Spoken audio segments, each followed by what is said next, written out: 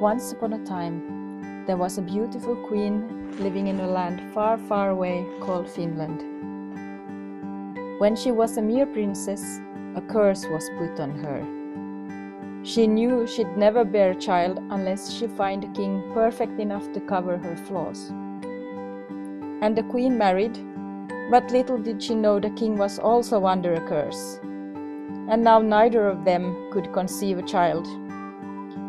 No matter how much they asked the moon to send them a moonbeam, nothing was growing inside the queen's belly. The king and queen consulted all the wise people in Finland, and one night they realized, we need to go far away on this quest. Maybe forget about the moon child and focus on other things. So they moved to the kingdom of Denmark.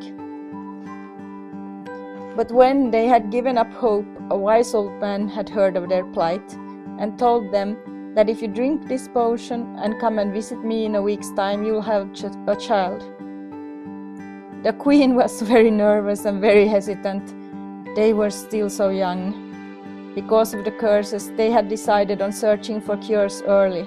What did she have to lose now?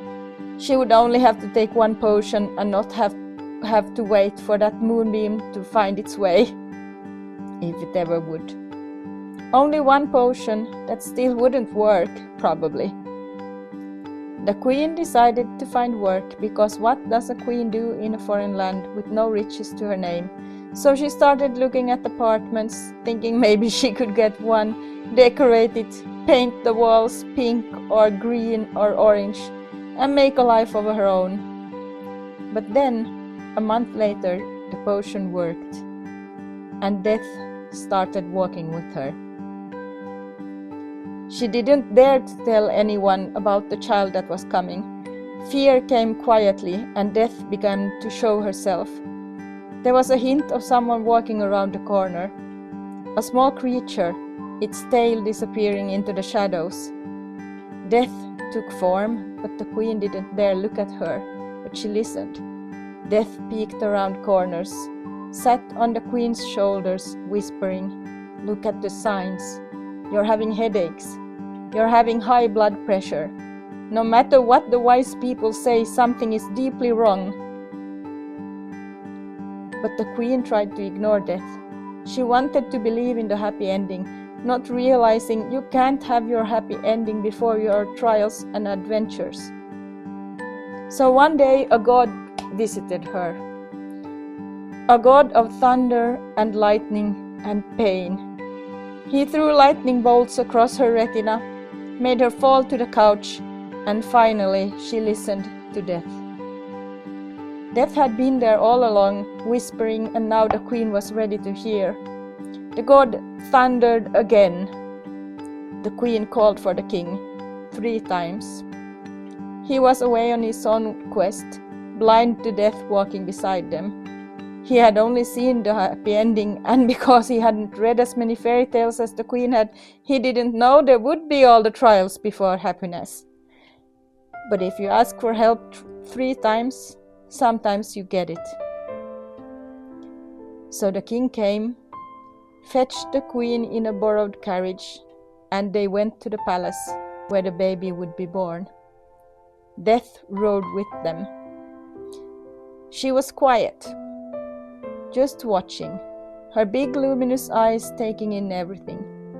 She was soft and warm and loving and sharp, but quiet, because they were going to the palace where people practiced sorcery that sometimes could keep her away. And sometimes she visited those halls. She would find souls that needed her, ravaged through the rooms.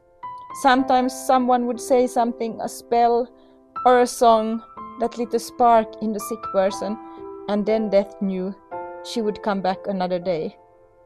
She was fine with either. So the queen labored, and it was a fast labor. Maybe sometimes we get easy parts of our fairy tale before the hard parts hit. This was an easy labor, hardly anything compared to all the pain she'd known through the years of the curse.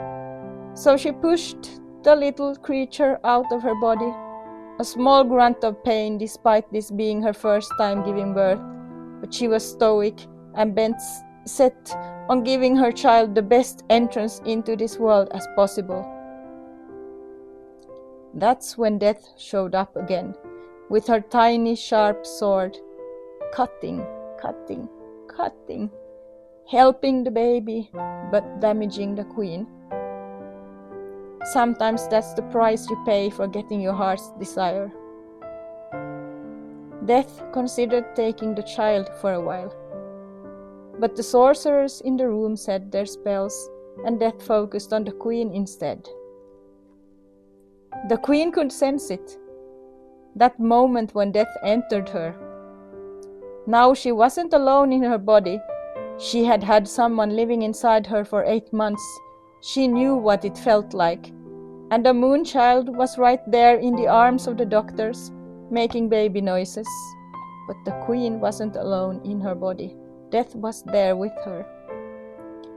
Someone was making her throw up, making her feel queasy, making her feel as if she couldn't take another step. She couldn't even hold her new baby, this prize she had fought so hard to get. But the story wasn't done yet. This was just the first big hurdle. Death made sure that none of the wizards and witches in the palace saw that she was sitting there inside the queen. Death watched the queen. Death wanted the queen to be tested, because that's what you do in fairy tales. So she put up a barrier, making everyone see only the young, beautiful queen. Thin, but you're supposed to be thin when you're young, aren't you? Not rosy-cheeked, but nobody noticed.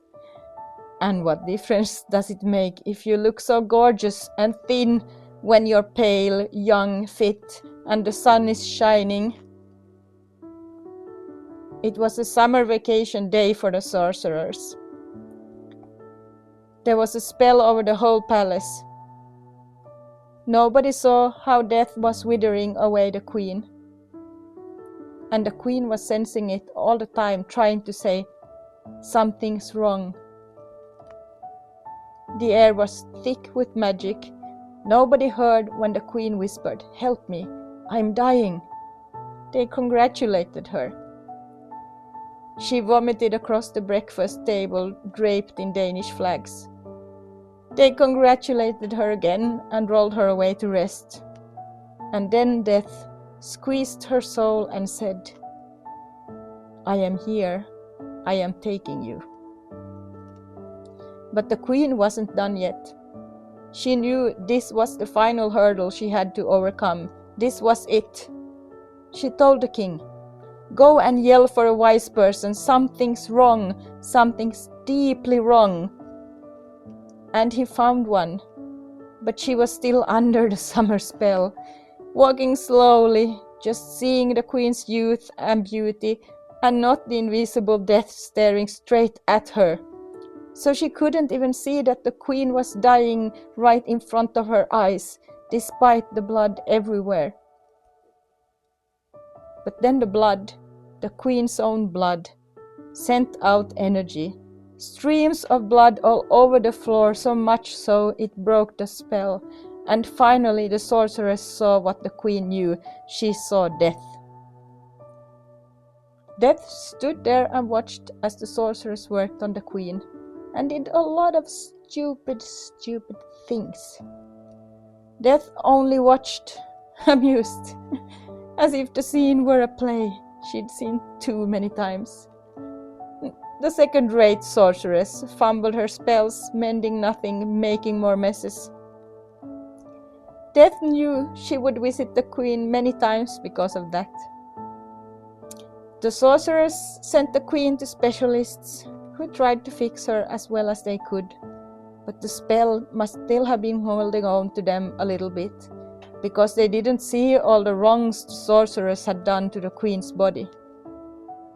Death stood watching as the king held his baby in his arms, wondering what he would do, what his life would be like as a single father in a foreign kingdom.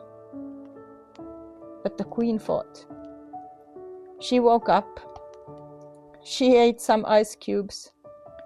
She struggled because still the spell was over the palace. They only saw the baby that had lived, not Death, who was still there on the queen's shoulder laughing at everything. So this is a story of how the queen got her beloved moonchild.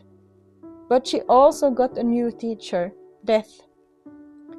That teacher has been teaching her ever since. And the moonchild was more beautiful than she could have ever imagined. A perfect child, despite all the things Death tried to throw at him. And the queen vowed she would do anything to her, so her child wouldn't suffer the same long years of aches and pains she had. So she disregarded her own pains. She walked on blooded feet with her child to healers, to sorceresses, to wizards, to anyone who could protect him, who could heal him. And it worked. But somewhere along the way, her own self got lost in the mist. She made wrong turns. She let her longing for connection lead her astray. She disregarded her other instincts. The king had his own adventures, and she tried to help him as best she could. One day the queen had a vision. She saw Death clearly for who she is, and spoke to her.